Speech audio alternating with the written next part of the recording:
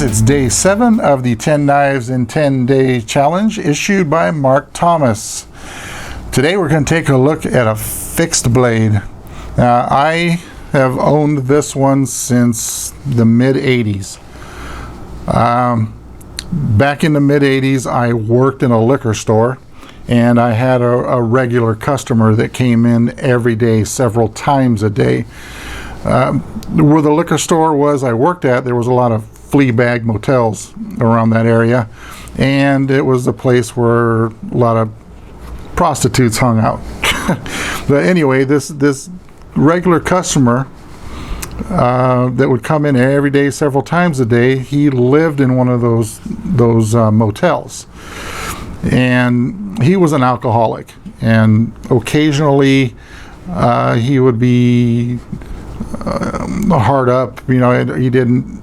He was short on cash or whatnot to buy anything, and I'd hook him up with a bottle of his booze of choice, which he drank Kessler's whiskey, just a real cheap garbage whiskey. But one day he came in and he handed me this as a gift for hooking him up when he needed help. So this knife was actually my, shall we say, nightstand knife.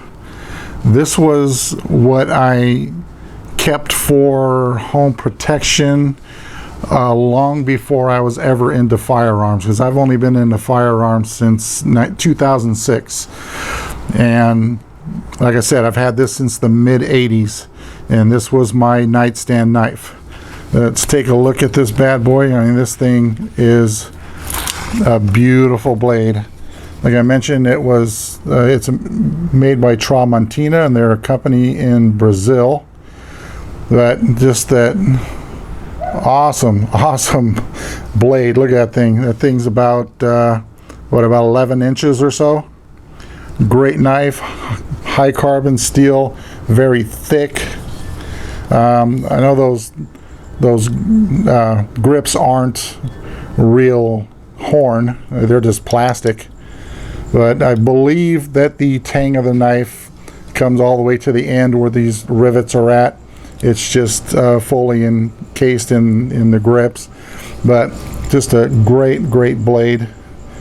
You know, I've been a knife junkie since I was about 11 years old. I've actually carried a pocket knife ever since I was 11.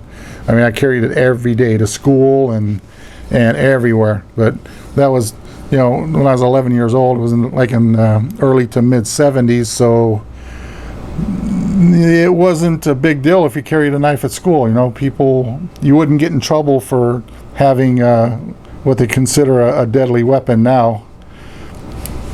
But there it is, and then it also has this smaller version of it, but I don't know, it's not a very good quality. It's very thin, very flimsy, not very sharp. To me, it's just kind of a novelty that came along with it. But this is the actual star of the show out of this set. So here it is, day 7 of the 10 Knives in 10 Day Challenge. We'll see you tomorrow with day number 8. All right, guys, thanks for watching. Talk to you later.